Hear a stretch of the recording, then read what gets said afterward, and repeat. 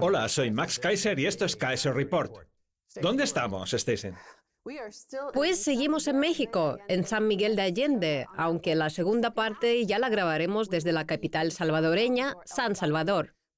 La verdad es que hemos disfrutado mucho de este cambio de año aquí en México después de haber cerrado el 2021 con nada más y nada menos que 70 nuevos máximos históricos en el mercado bursátil, que ha subido un 27% respecto al año anterior. Pues bien, pese a ello, nos encontramos con titulares como este. Los ciudadanos contamos con una potente herramienta para combatir la inflación, los controles de precios. Es hora de que los utilicemos.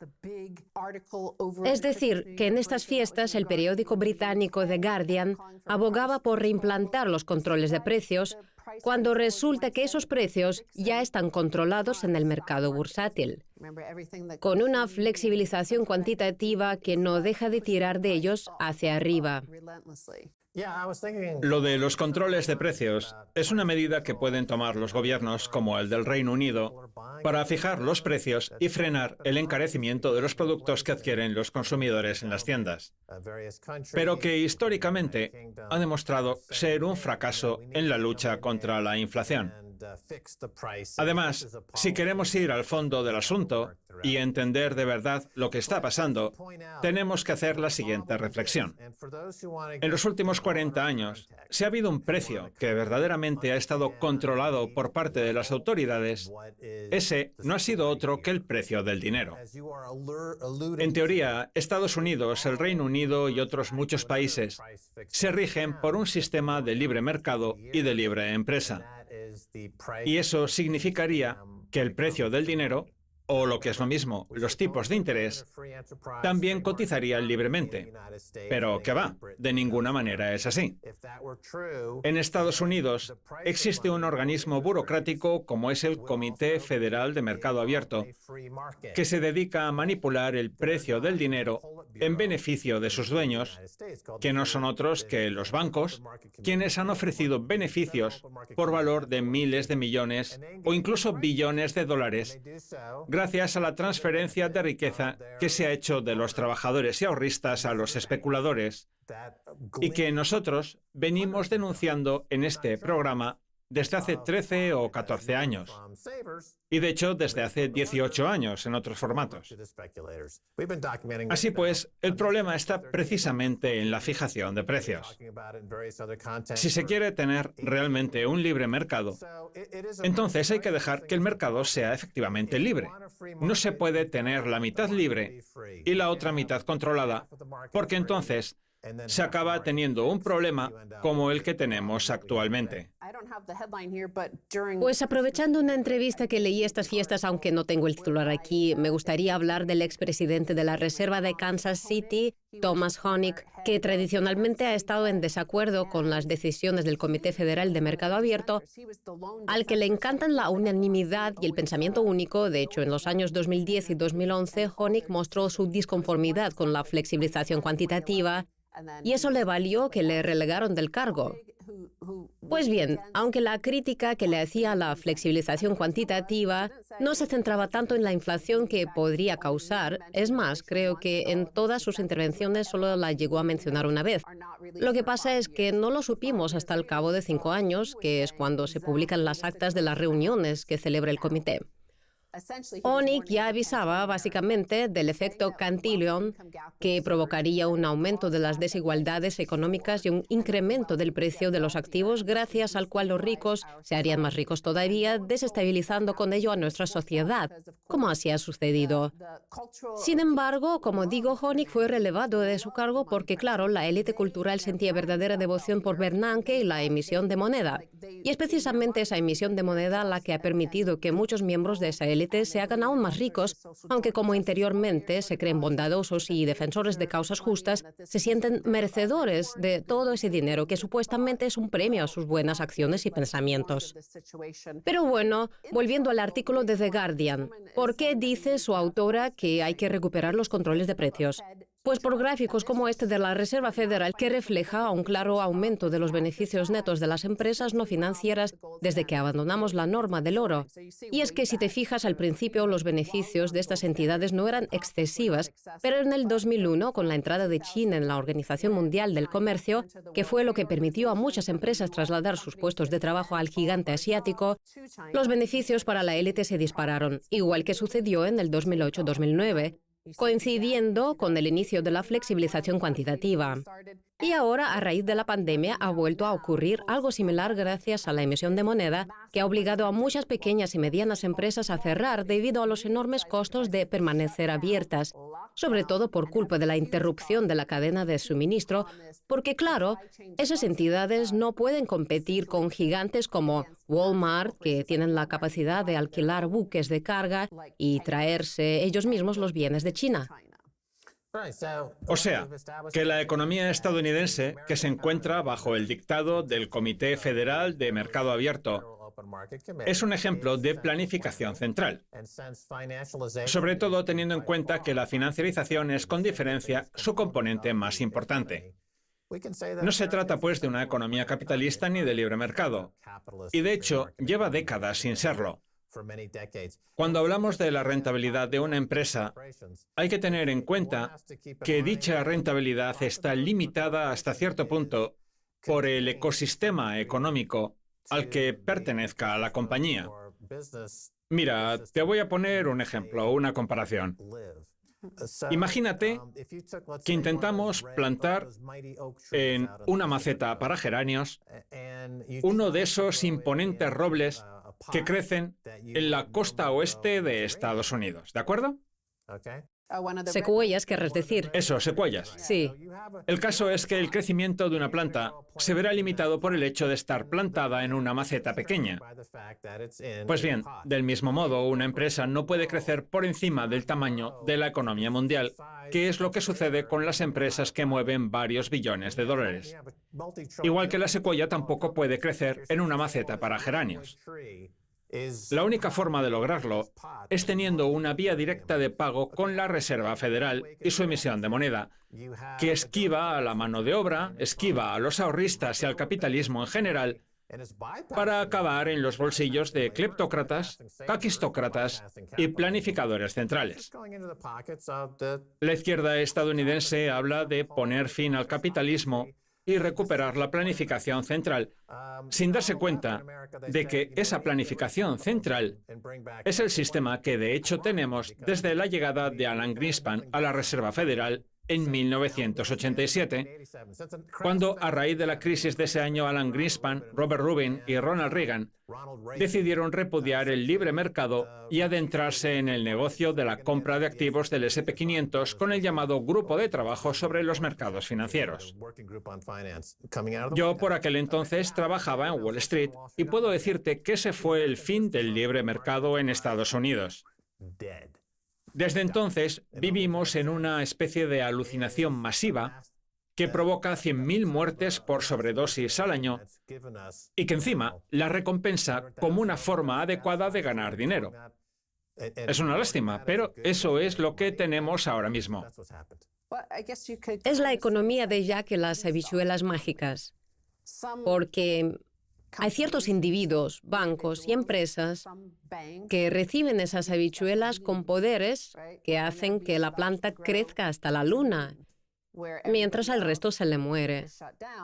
Vamos a ver un artículo de Wall Street Journal que refleja eso precisamente. La situación de las empresas estadounidenses mejora a pesar de la pandemia o gracias a ella. Los ingresos y los márgenes de beneficio de la mayoría de las empresas que cotizan en bolsa superan los niveles de finales del 2019. A las empresas grandes les ha ido mejor que a las pequeñas. Tras casi 2 años de que gran parte de la economía estadounidense se detuviera por la pandemia, las empresas que cotizan en bolsa están obteniendo algunos de sus mejores resultados financieros. Aumentan los beneficios y en muchos casos las ventas superan en en ocasiones con creces, los niveles previos a la crisis. La escasez de liquidez que muchos temían para el 2020 no se materializó, dejando a las empresas con un importante colchón de dinero. El mercado bursátil ha cerrado el 2021 rozando un nuevo máximo histórico y comparado con los años anteriores a la pandemia, muchas menos entidades con cotización en bolsa se han declarado en quiebra.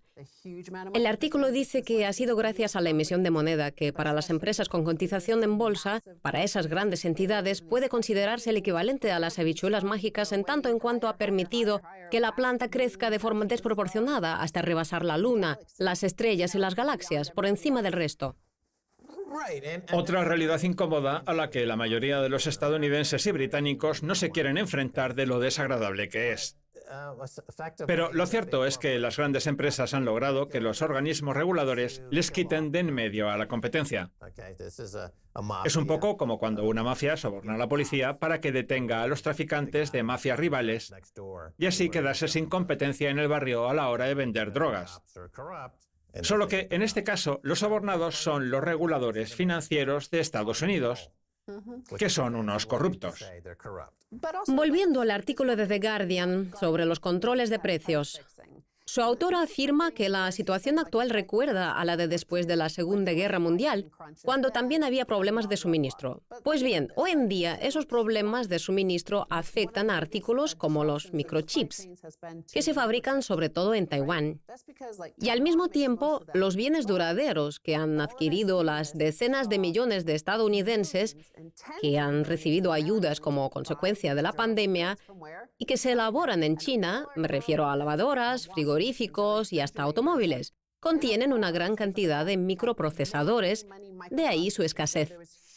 De hecho, la cantidad de microprocesadores fabricados en los últimos años ha crecido. Es decir, que la solución no pasa por imponer controles de precios, sino más bien por dejar de conceder todo ese dinero gratuito. Que dejen de emitir moneda y ya verán cómo disminuye la inflación. Pues ya que la articulista ha sacado a colación la Segunda Guerra Mundial, habría que preguntarse por el origen de la contienda, que no fue otro que la emisión de moneda. Se habla mucho de controlar los precios, pero no de todo el dinero que se emite, ni de desmantelar el Banco de Inglaterra, a pesar de lo nocivo que resulta para la economía británica y en general para la mundial. El Banco de Inglaterra, que si mal no recuerdo, se fundó en el año 1796, fue el primer banco central del planeta, el que dio origen a este neofeudalismo disfrazado de economía de mercado.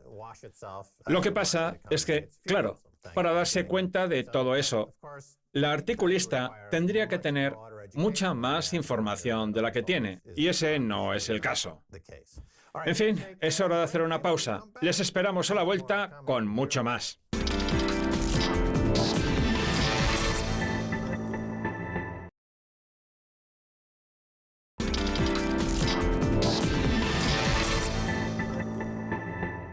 Bienvenidos de nuevo a Kaiser Report. Soy Max Kaiser. Es hora de hablar con Samson Mow de Blockstream e Infinite Fleet. Bienvenido de nuevo, Samson. Gracias, Max. Es un placer. Muy bien, nos encontramos en la capital salvadoreña, San Salvador, donde está teniendo lugar una revolución pacífica gracias al Bitcoin como moneda de curso legal y ahora también a los bonos del Bitcoin, en cuya creación usted ha desempeñado un papel fundamental colaborando con el presidente Bukele. Se trata de un nuevo y revolucionario concepto que ha puesto patas arriba el mundo de las finanzas y que se ha convertido en la base de la nueva economía salvadoreña. Los bonos del Bitcoin son una serie de bonos que ascienden a los $1.000 millones. El primero de ellos es el bono volcánico, que se destinará en un 50% a la compra de bitcoins y en el otro 50% a la construcción de infraestructuras energéticas y equipos de minería. Su vencimiento será a 10 años y su interés del 6,5% con el principal garantizado. Ahora bien, igual que en los primeros 5 años la rentabilidad será de ese 6,5%, en los 5 siguientes a eso hay que sumarle un dividendo derivado del Bitcoin, que dependerá de su precio, por lo que podríamos estar hablando de un cupón del 90 o del 120%. No lo sabemos, pero somos muy optimistas. Pues estos bonos pueden resultar muy interesantes para las instituciones que busquen exponerse al Bitcoin porque ofrecen una rentabilidad del 6,5% simplemente por esperar al comportamiento futuro de la criptodivisa. A mucha gente no le gusta la volatilidad del Bitcoin, pero es que con estos bonos la volatilidad deja de ser un problema. Tengo entendido que los Bitcoins tienen un periodo de inmovilización de 5 años. Sí. Y entonces es cuando empiezan a ofrecer rentabilidad.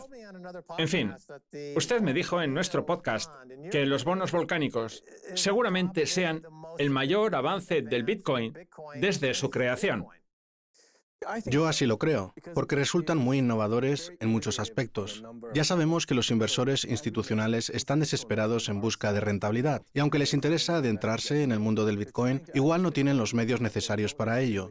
En cambio, con estos bonos, ese problema desaparece, lo que significa que pueden invertir en ellos y aumentar su cartera de Bitcoins, siempre que su decálogo de conducta se lo permita. Que debería, porque de lo contrario tendrían que invertir en activos menos eficientes como acciones de empresas de minería. Así pues, los bonos volcánicos van a cambiar la realidad por completo. Además, como son un activo criptográfico, un token emitido en la Liquid Network, una cadena secundaria paralela al Bitcoin, esos bonos van a registrar operaciones a todas horas y todos los días del año, en plataformas como Bitfinex. Y a esa disponibilidad absoluta para operar con ellos, hay que sumarle la gran cantidad de liquidez disponible, que no suele ser frecuente en el caso de los bonos.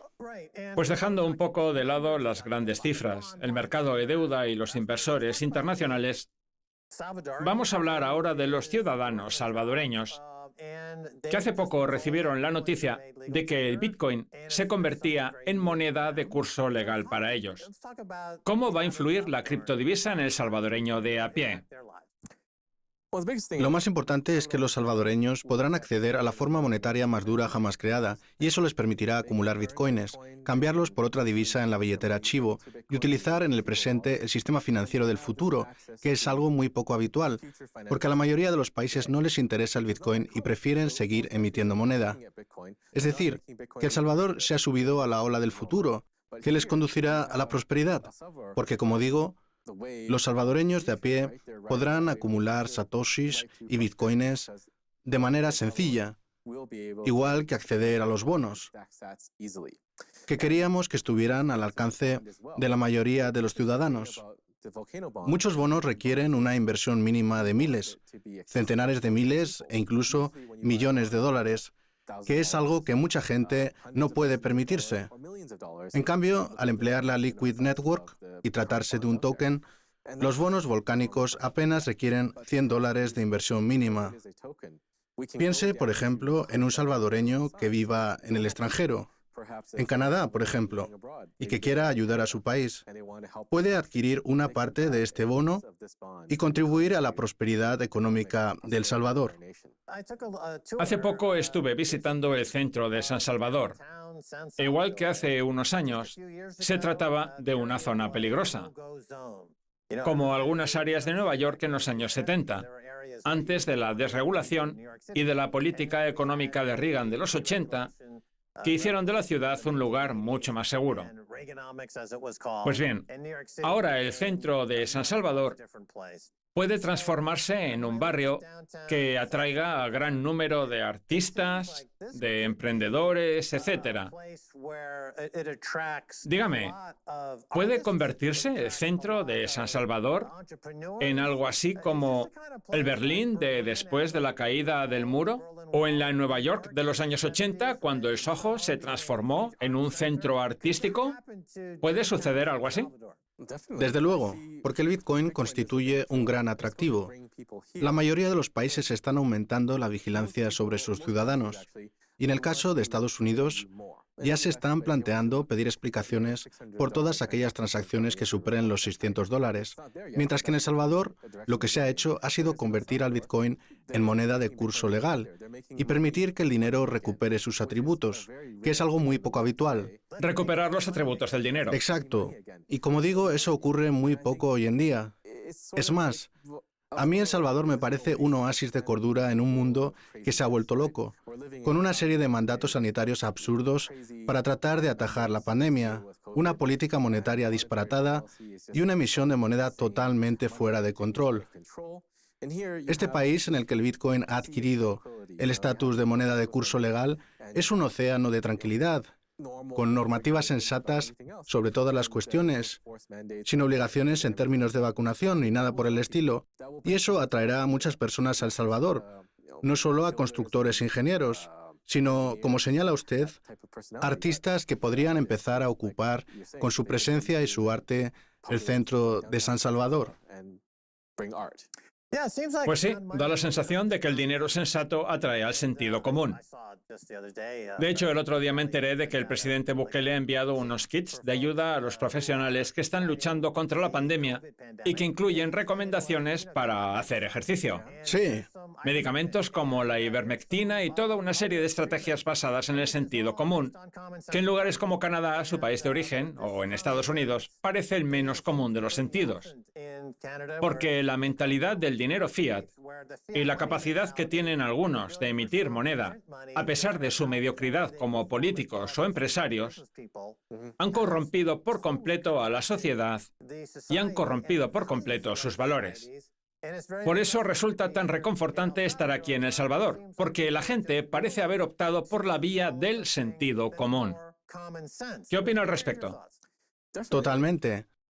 Yo creo que no se puede obligar a nadie a vacunarse, como se está haciendo en Canadá y en otros países, en los que se intenta enfrentar a la población entre vacunados y no vacunados.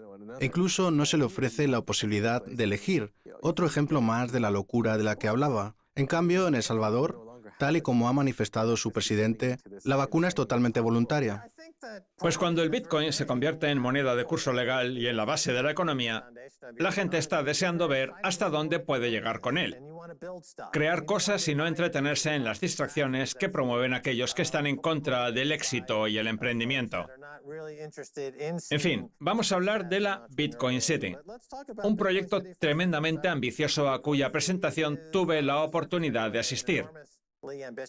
Usted participó con el presidente Bukele, que aprovechó también para dar a conocer los bonos volcánicos ideados por usted. Háblenos más de la Bitcoin City, por favor. La Bitcoin City es una especie de zona económica especial, un lugar en el que vivir y fundar empresas sin apenas pagar impuestos, solo el IVA. Nada de impuesto de sociedades, de impuestos sobre la renta, de impuestos sobre las ganancias de capital, de cotizaciones sociales, etc. Vamos, lo que viene siendo el paraíso. Y si a eso le sumamos la ley sobre el Bitcoin, yo creo que tenemos la tormenta perfecta. Porque si se creara un proyecto similar, pero en un país con un sistema financiero tradicional, no tendría el éxito que va a tener en El Salvador gracias al Bitcoin. Fíjese, por ejemplo, en Hong Kong, un centro financiero a nivel internacional con impuestos muy bajos que se caracteriza por su grado de apertura y libertad. Pues bien, aún así, si una persona crea una empresa en Hong Kong, igual no puede abrirse una cuenta bancaria, porque el dinero se ha convertido en una herramienta de vigilancia. Y los bancos tienen que ajustarse a las normas, aunque no les apetezca por el dineral que les supone. Se lo digo yo, que antes de dedicarme al Bitcoin tenía una plataforma de intercambio, y cuantos mayores son los requisitos de cumplimiento, mayores son los costos operacionales. Así pues, en el caso de Hong Kong, a pesar de tener unas condiciones, en principio favorables, el hecho de no poder abrirse una cuenta prácticamente las tira por tierra. En cambio, en El Salvador, la Bitcoin City ofrece ambas ventajas, unas condiciones favorables para la actividad económica y un dinero como el Bitcoin, que es solo eso, dinero. Pues ese es un aspecto fundamental que debería atraer a todo el mundo, tanto a las grandes empresas como a un humilde vendedor de pupusas. El hecho de que las transacciones no se puedan impedir ni censurar y de que el dinero que uno gane no se vaya a devaluar. Exacto. El inicio de la revolución del Bitcoin en El Salvador tuvo lugar en el Zonte con la llamada Bitcoin Beach, que inmediatamente dio lugar al concepto de la economía circular. ¿En qué consiste? De hecho, yo lo popularicé. Vale, cuéntenos. Todo comenzó en una serie de conferencias que di en el año 2016, cuando se empezaba a hablar de la Lightning Network, que es una segunda capa del Bitcoin, igual que la Liquid Network. La clave de la Lightning Network es que permite hacer microtransacciones, como pagar un café, una pupusa, etc., de manera inmediata y gratuita, lo cual hace posible tener una economía circular. Porque cuando se efectúan transacciones en la cadena principal del Bitcoin, hay que pagar comisiones a los mineros. Y esas comisiones van cambiando según la demanda. En ocasiones son bajas, pero otras veces pueden llegar a ser elevadas. En cambio, la Lightning Network permite cobrar en bitcoins y automáticamente gastárselos, sin tener que convertirlos a dólares. De ahí el término circular, por la posibilidad de comprar y vender en bitcoins sin tener que pasar por el sistema tradicional fiat. La clave está en eliminar la fricción, en dejar que el Bitcoin se convierta en una divisa. Por eso puede emplearse a la vez como medio de cobro y de pago. Pues eso nos lleva al debate sobre la expansión, que desde el principio ha estado muy presente en el mundo del Bitcoin. Saber si podemos tomarnos un café y pagarlo en bitcoins. Sí, Eso fue lo que condujo a todas esas bifurcaciones duras y demás que supuestamente resolvían el problema. Sin embargo, da la sensación de que la popularidad de la Lightning Network, de alguna manera, ha ensombrecido todos esos proyectos. sí. En el 2016-2017 se decía que con el Bitcoin no se podía pagar un café y que, por tanto, no podía utilizarse como forma monetaria. Pero claro, si tenemos una cadena de bloques, lo normal es que no se pueda expandir, porque cada transacción ha de replicarse y almacenarse en un nodo único. Por eso hacen falta segundas capas como la Liquid Network y la Lightning Network. Muy bien, seguimos hablando el próximo día, Samson. Gracias por haber estado hoy en Kaiser Report. Muy bien, esto es todo por hoy en Kaiser Report. Somos más Kaiser, este es Herbert. Quiero dar las gracias a nuestro invitado Samson Mow de Blockstream e Infinite Fleet. Hasta la próxima, adiós.